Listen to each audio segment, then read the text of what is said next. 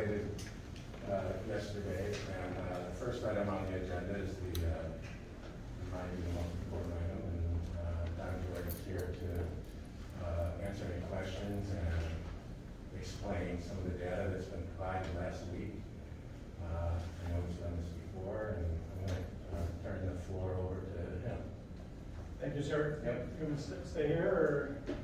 Sure, wherever you want to stand, it's fine. Okay. I see you. Yeah, so appreciate you asking us here this morning. Just to briefly describe the data that we sent to you. Basically what we were trying to do is provide you with some data that would make it your efforts here a little bit easier. Our agency has done this going back many censuses. From what I'm told, I wasn't there for many of them, but I was there for the last one. And so what we basically tried to produce for you was similar to what we did in 2010 that we provided the committee. And really our goal was using the 2020 census data was to be able to produce for you a population estimate for each election district in the county. So of the things that we provided you, one of them is a database or a spreadsheet of every election district in the county sorted by town and then by election district in that town. In the table, there's population estimate, there's housing unit estimate. There is a number of race fields is provided in the 2020 redistricting data. And again, the goal of that was to be able to have data that you could see and determine the population for each election district. Now to do that, what we did, our process internally was we downloaded the Census Bureau's 2020 census block boundary data, which is the finest grain geography that they publish data by. And we use that data to produce our local database of census blocks using our local geography, like streams, municipal boundaries, everything that census geography is following. Once we created that, we then downloaded the Census Bureau's redistricting data when they released it, tied that to the blocks, and then overlaid the blocks with the county's election districts to come up with a population estimate for each election district. And so most blocks fit wholly within an election district, so 100% of that block's population goes into that ED. There are some cases though where the election districts split census blocks. And in those cases, we basically used some housing unit data to determine the percentage that we're going to allocate into each election district for that block. And you can see in the cover letter that we provided you, that's not that extensive a problem, but it's something that we had to resolve as we went through. So again, some of the problems. Can you explain that a little more? Yeah. So by and large. Blocks are smaller geography than the election districts, and so the blocks will fit wholly within an election district. So those are easy. Right, 100% of the population goes to that election district. But there are cases where the election district is not following, the election district boundary is not following census geography, and so it cuts through blocks. So even the blocks are a pretty small geography, typically, there are cases where the election district will split through a block. And so basically, we look at that block and say, well, how many housing units are in each part of it? And then we allocated the population based on, the percentage of housing units in each piece. But in general, if, we're drawing our districts, trying to get close to the population figure of 28,000, which is what is the average needed for 17 districts in the current county. And we use the election district lines that are provided by you. We're going to be within that 5% play unless we have a large deviation from our top district, regardless of that election boundary. If we're talking about a couple of dozen a couple of dozen population as opposed to, that might be off as opposed to hundreds or thousands.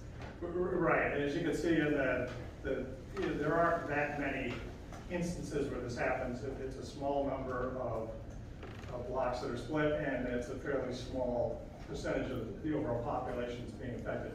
But even that being said, you know, it's gonna be a pretty good estimate of how to divide that. You know, we're not just saying put half here, you know, it's actually going in and looking at the housing units. So it's gonna be pretty good, but to your point, it's an estimate, but it's a pretty, I think it's a pretty good estimate. You feel comfortable with that estimate? Yeah, And the deviation would be very small either way, right? right, I think. I mean, so it's really, I mean, I don't think there'd be any disagreement. No, Yeah, this is a similar process we used in 2010. So we're agreeing, Dustin, that's. I know, it started off so well, let's hope it goes. Let's try and make it continue. We'll see. We'll see. Let me have a crack at it. May I ask a question? Sure, please. Will you draw maps for all members of the commission? Yes, I think that's one thing that we can do, if the commission wants to provide us with data back, and, you know, however that works best for you, but for us, really, if you can provide us lists of election district ID numbers, which is in the database that we provided you, and then the proposed district that election district is gonna be assigned to, we can produce maps. So, in 2010, you were part of the process, right? Or, I'm sorry. So, there was a Plan A map, which was the Republican map, and a Plan B map, which was the Democratic map. You provide, if we provide the data of what a map is that we want to propose, and I believe this is another place where we have agreement, right? Yeah. We're going well. That if we provide you the list of election districts that we would want in proposed districts, you'd be able to create a map for all sides or even individual commissioners, as long as the data is provided to you in an accurate and complete manner. Correct, yeah, however the commission decides they want to provide information back to us, we can use that to produce maps, to show you what that configuration of election districts will look like. And it would be best if we just tell you which election districts we want in each proposed district. That would work well for us. Spatially, we could tie that data right back into our data. It would simplify the mapping. If it was a database of election district ID number and then the proposed legislative district, that's really the only data that we would need back. And any commission member can submit a map, a proposed map. So, and you'd be, based on data that they provide you, you'll be able to draw the lines based on the data that they provide you, right? So if I wanted a map, or Dustin wanted a map, or Joe wanted a map, we could all ask you to draw the lines based on the data we provide. Right? Yeah, however the committee wants to do that, we're happy to produce what you need. Well, so, I mean, just to put a fine point on it, because I think Kevin and I agree here that if individual commission members want to reach out to SOPA to say, these are our draft maps, you will provide those maps back to us. You don't need the committee as a whole to provide these maps to you. We can do it as individual commission members, because your memo said it envisioned working with the committee as a whole, so I think we're just trying to get clarification, and I believe we all agree on it. No, each individual commission member can certainly have a map drawn and submit it. And I was asked a question yesterday, whether the public would have access to proposed maps, and yes, they will. They'll be published. Any proposed map by any committee member will be published on the legislative website, and public at it. So, and we should all use him as a tool. I just want to thank you, because I was able to review the data over the weekend, and the way you presented it is exactly what I was hoping for, so I want to thank you for that. What I would like to propose is that we allow this data to be shared to the public on the Onondaga County Legislature website, or if not there, we can do it on the Board of Elections website. So for the public hearings, the public can have this data as well, and they can review that data individually. We can do that. Would you like to do it on your website? It's public information. Yeah, So I agree. we should put it on, all the information should come from one website. I agree. I would prefer it on the legislature website, so if we could get that up by the end of the We day, can do that. that would be that would be No, it great. makes total sense. All right. Let's keep this going, Dustin. Well, I love data, so if you like data, we're gonna be okay on this end. I feel a group hug coming in. No, let's not get carried away. We gotta be totally compliant. Let's not go too. Does anyone have any questions? Well, I was just gonna say, any big trends, or, I mean, obviously we've got the data, but any significant thoughts that you had as far as, it looks like we had a couple of towns grew, a couple of districts grew, a couple of strong, some grew rather, a little bit substantially. Just any thoughts in general? Yeah, I mean, other than, as a whole, the county population increased, so certainly there'd be some effects of that, but yeah, basically what the data tables show, that's, when we wanted to provide a table that showed the 2010, 2020 population of the legislative districts is currently configured, and then even the municipal breakdown, just so generally you could see the larger trends about population shifts in the county. Yeah.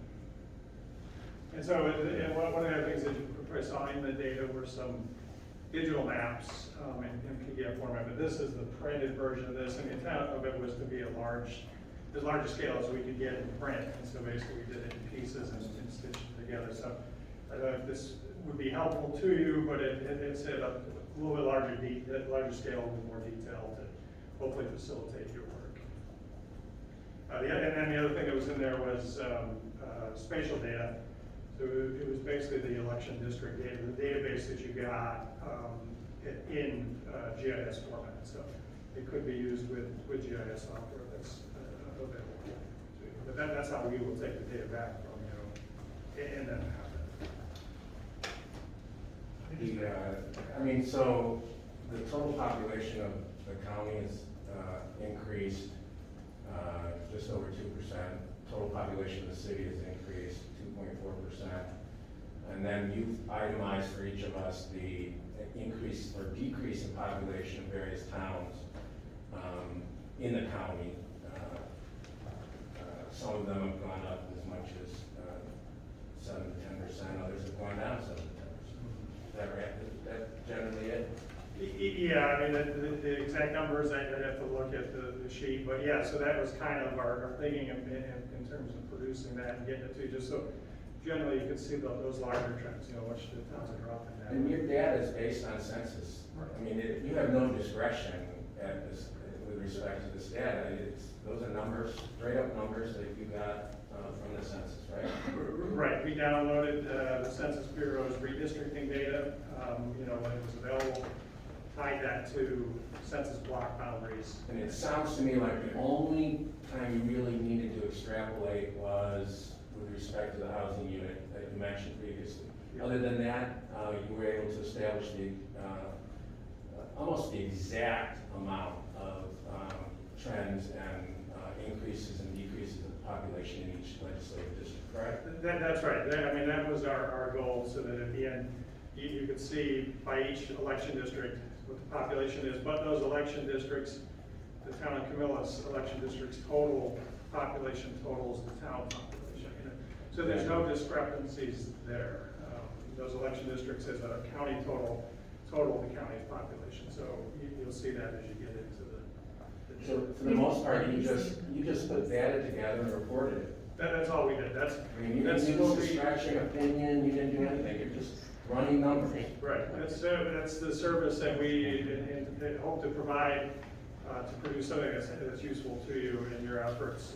But our office has experience working with census data, and we've got the spatial data to do it. Ed has worked for years maintaining the Board of Elections geography, so the election districts, the legislative districts, every district that exists. So we have those tools, and that's what puts us in a position to be able to put this data together. You do a great job, by the way, for the Board of Elections as well. That always is there for us. Generally, though, I think, to go to Kevin's point, we've seen a moderate increase in population in the county overall, and a moderate increase in the city of Syracuse. But in the suburban towns that surround the city of Syracuse, we've seen large increases in most of those, where in the rural towns that are surrounding outer edge, we've seen moderate to large decreases in population. population, with the exception of maybe Lysander, I believe, is, Yeah, which is- Lysander and which Van is- Buren. Van Buren has a 9%. I don't. I consider Van Buren a suburban town, you know. 9% increase. It's the rural towns that seem to have Lysander increased. 6%. Yeah, Lysander has increased as a suburban town. Generally, the more suburban towns have increased, the more rural agrarian towns have decreased in population. And the city has increased with about the same population that the county has, is what I saw in my 2 days of being able to analyze. That's, Yeah, it's right around 2%, which is kind of refreshing, actually. It's nice to see people are coming to the county and the city. I would have thought, As far as those general basic guidelines, so our every district is going to be around 28,000 people. We should, districts need to be within 5%, one way or the other. Towns under 10,000 people can have these split. That's the kind of main numbers. Agree with that. well, I would agree to that, but there is a law that was passed by the New York State Legislature which amplifies our guidelines for this census, for this redistricting process. I believe it's S5160. And in those guidelines, it holds that counties must comply with New York State redistricting guidelines as well. And those guidelines tend to, some of the things in their guidelines is that the districts have to be as compact as possible, that cities and villages should not, should be refrained from being divided if at all possible. It allows for towns that have over 40% of the 28,000 district units to allow to be split up, but the towns that are under that should be kept together. So, there are more guidelines than there was in 2011. And, I But mean, they there's all still, sound like there's, pretty- but that's pretty straightforward, and there are guidelines, and there is discretion, and that's why we'll have different maps, I'm sure. Sure, But I mean, it's honestly, just- yeah. honestly, Dustin, there's not, I don't think there's gonna be a lot of disagreement. I think there'll be a little disagreement. I didn't say that, I said there's not gonna be a lot of disagreement. I think The there's numbers are gonna the be, numbers. I think there's gonna be significant disagreement about what the shape of the final districts are, and whether the 2011 Metro government experiment was the right path for Onondaga County. And that I'll leave to another day, but I'm not gonna say that there's not gonna be agreement, because what has been said several times by commission members is that, oh, well, we only have to do small changes. And I thoroughly disagree with that, and I think a lot of people in our community do too, and I think we'll hear that at the public hearings. I'm looking forward to those to see what the public thinks about that. So am I, I'm looking forward to it as well. Does anyone have any more questions for Don? We thank you for your time. All the work here was outstanding, and we wouldn't be able to do what we need to do without this. So you did a great job. Thank you for your time. Everybody knows how to get them over that. Yes. I mean, you guys know how to get them. Yep, we're good. Yeah. All right. What's the plan now? Everyone's been notified of the public hearings that have been established. I know that Don is going to be at most of them. I'm going to be at one on the 27th. Any of the commission members can attend the public hearings, and I'm sure you will. I'm sure, well, this is where our first disagreement is going to come into play. And I need to voice again my objection to the timing of the public hearings in particular. At the last meeting, you laid out a general time frame, and then now you've added a specific public hearing. And next week, the public hearings next week, all three of them happen to be when early voting is actually balloting happening for early voting. So both of the nighttime hearings that you selected happen to be on both of the nighttime days for early voting. And the Friday 10 a.m. is when the voting starts for that Friday. This is why I again raised my objection to doing this process before election day. And I am going to introduce a motion to delay all hearings by a total of 2 weeks.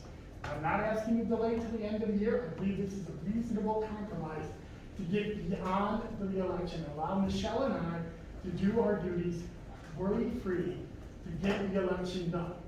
You can still have enough time to put maps together and get it to the legislature before the end of the year.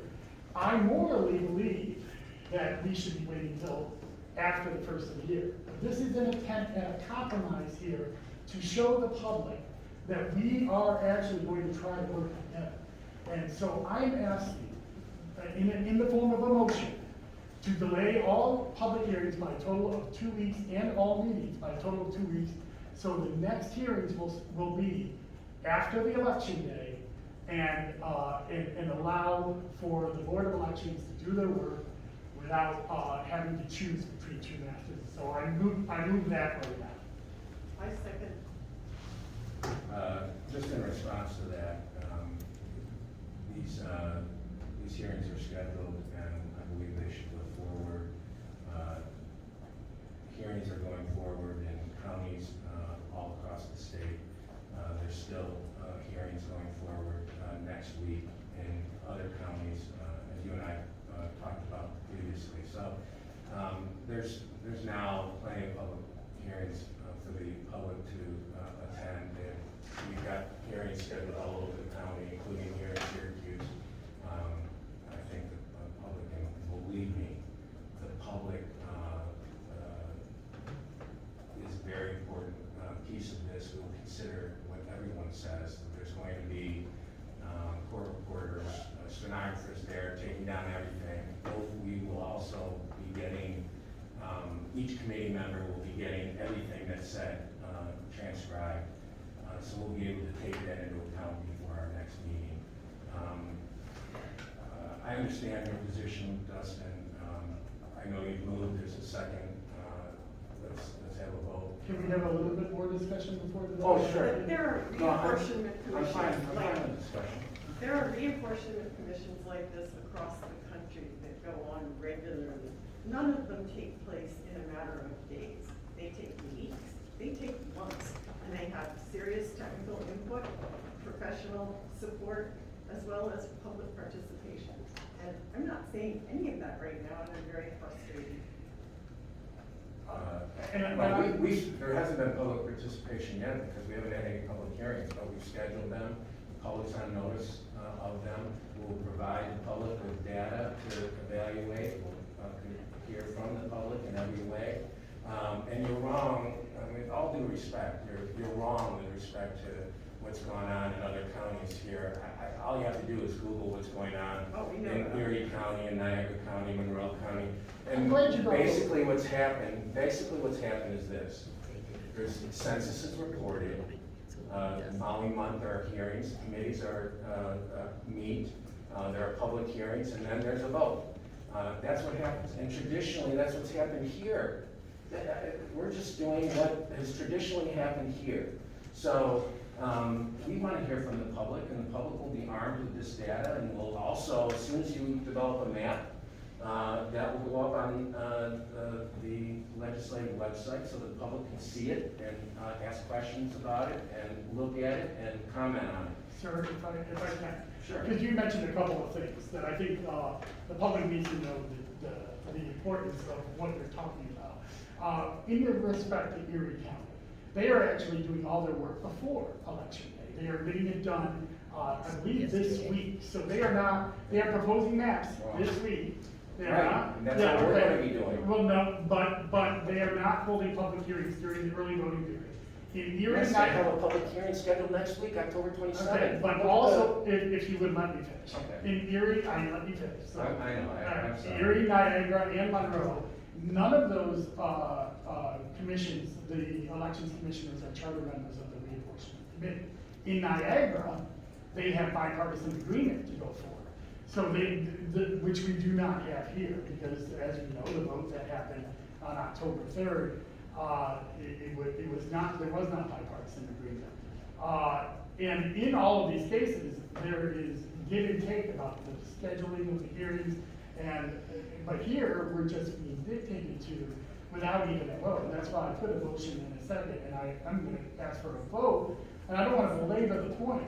But I will say that I find it odd that the only two hearings that are in the evening for this body just happen to coincide with the only two early voting nighttime hearings. Is that a coincidence?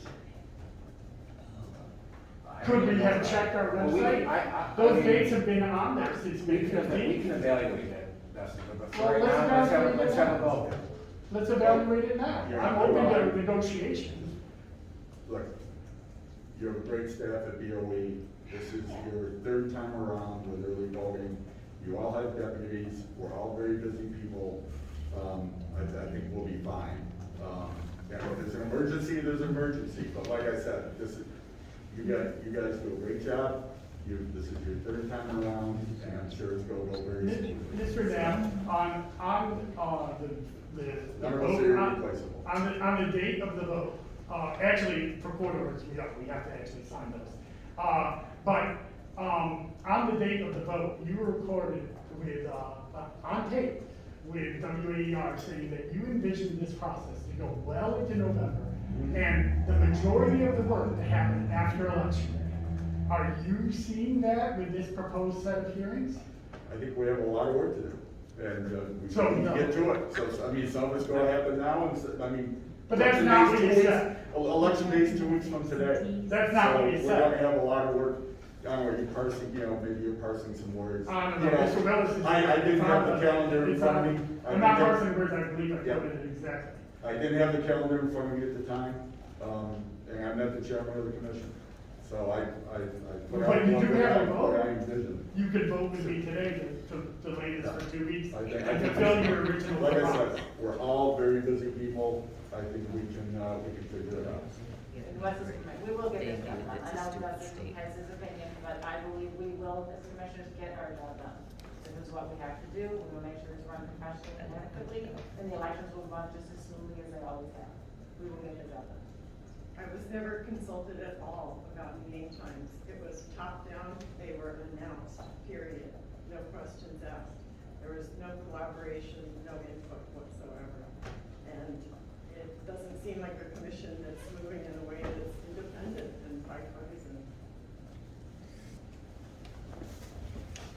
I believe We I, all know our job, and the job is to take into account this data and listen to the public, and that's what we've scheduled, and that's what we've done. This isn't a hurried process. I mean, I get it, Dustin. Okay, I'm sorry, I- Worry about this time, because he's election commissioner. We know that on the Republican side, we know we can get the job done, that she can get the job done. I see it as really, most of this is protectual argument, and I understand where you're coming from, Dustin, and I applaud you for your effort. However, the truth of the matter, the truth of the matter is that we've established these hearing dates, we've made them at different times, we've made them available at different locations all across the county. We will take into account everything the public wants to tell us about what their feelings are with respect to representation. We will have a commissioner at each one of these public hearings. Only We will one? listen and be transcribed. And so we're going to take into account every single thing that the public tells us that is concerning to them. And we will take into account this data, and we'll draw maps, and we'll discuss the maps, and discuss your reapportionment. And I can tell you have a good grip on the data already. And I don't see it as taking time away from your important duties, because we all are busy, and I understand that you have an election to run, and I have never not been in the office when ballots are in the field, ever, in my time as elections commissioner. That's how much I feel about this. So, yes, we have incredible staff, and yes, hopefully, there will not be an emergency that will cause for us to do that. The fact that you're requiring that, though, without even offering, I'm offering, I believe, what is a reasonable compromise. And after I'm done with the statement, I'll be ready for the vote, and we can have the vote. I'm not going to belabor this.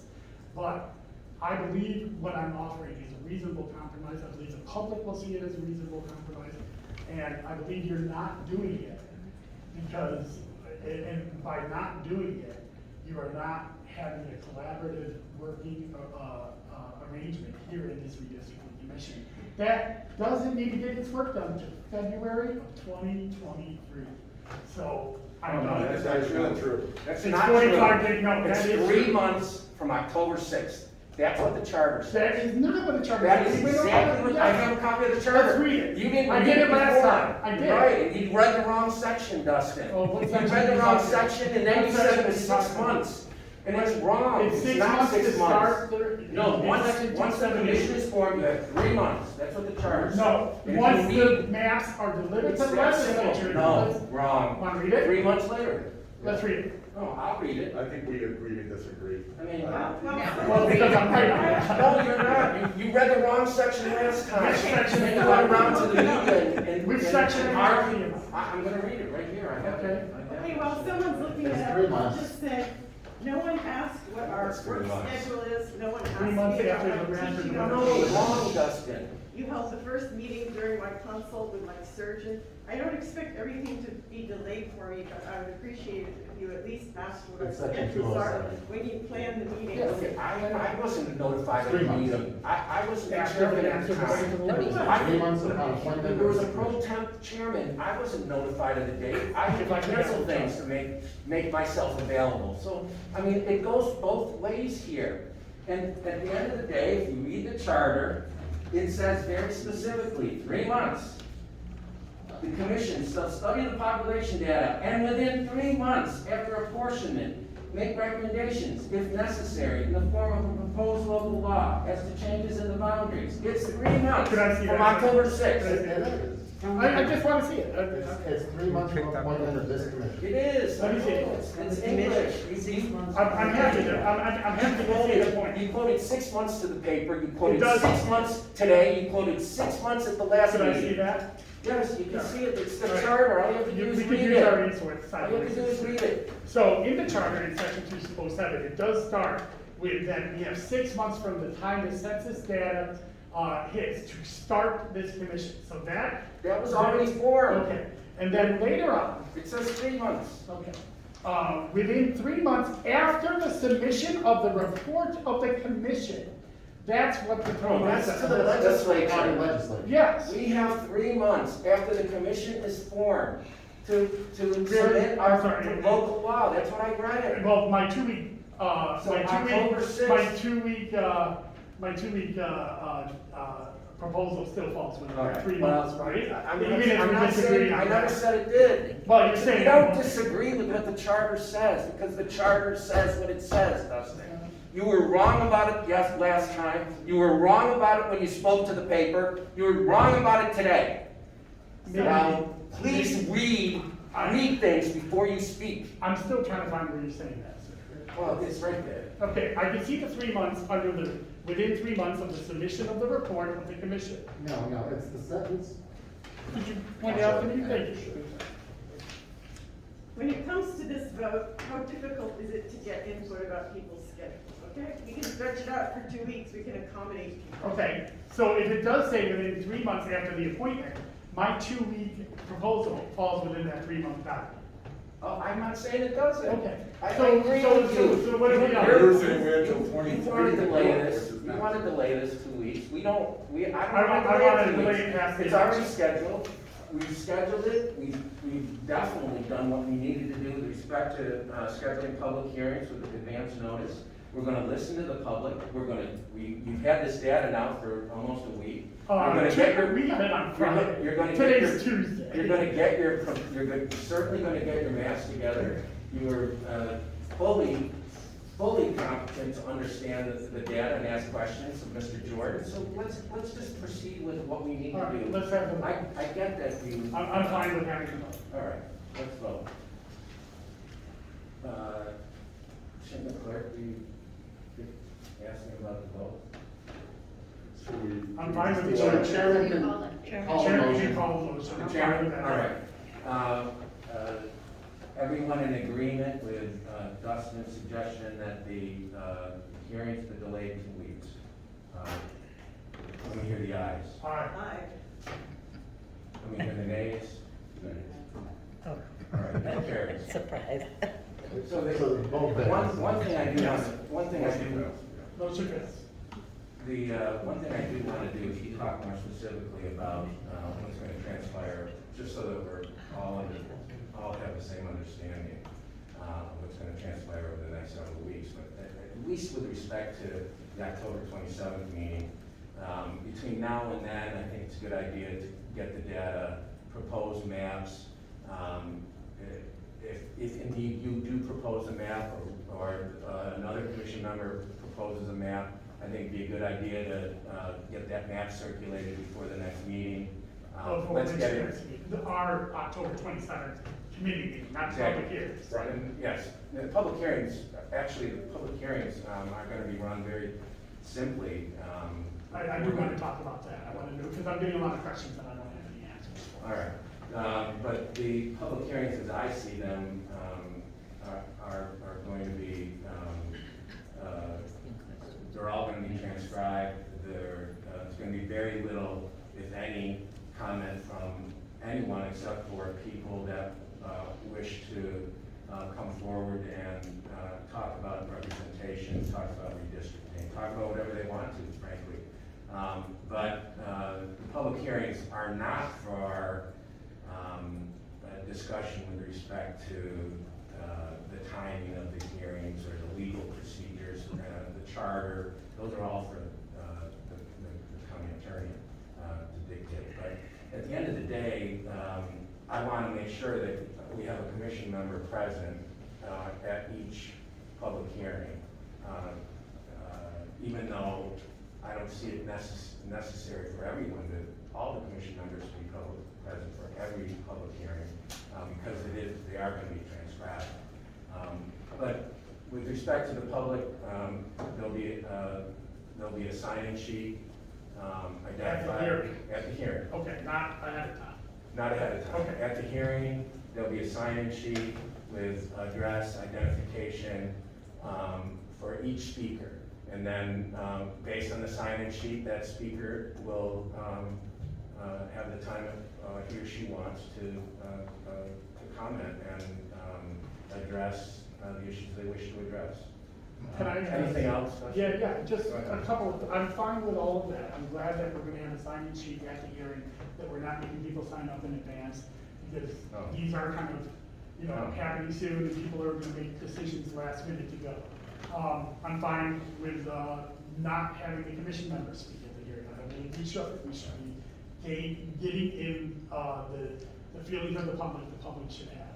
I make two suggestions, if, to amplify this public hearing process. An ability for a public comment to be done that's not part of the hearing process.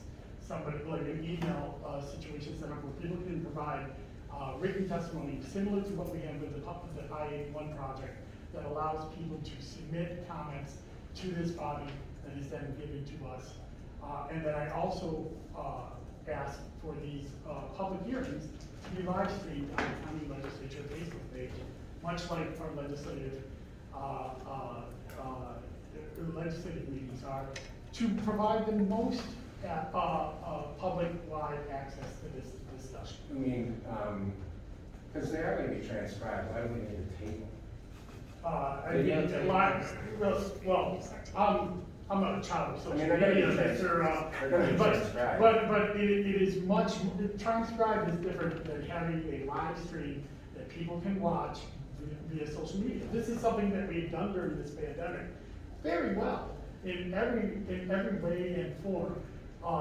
Having a live stream of what's happening at these hearings is the least that we can do.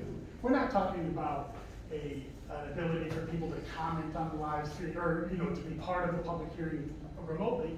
I'm just saying, let's have a live stream on the Onondaga County Legislative Facebook page, just like we have on our for our meetings. I don't have an objection to that. I think that's a good idea.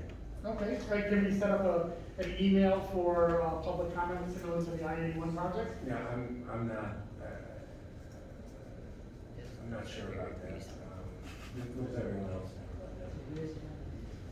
What does everyone else think? I think it's fine. One comment. I really, Yeah, I think just this want to one- be able to control it somehow, like. Well, I mean, the people need public to be- comment is- Otherwise, it has to be, people have to be identified, you need to know who they are, they can't be. Yeah. Well, we should do that anyway. I think comments will just be directed to the clerk, and she can disseminate them to us. So do you want to have that as your regular email that's published? Shouldn't we set up a separate email for this?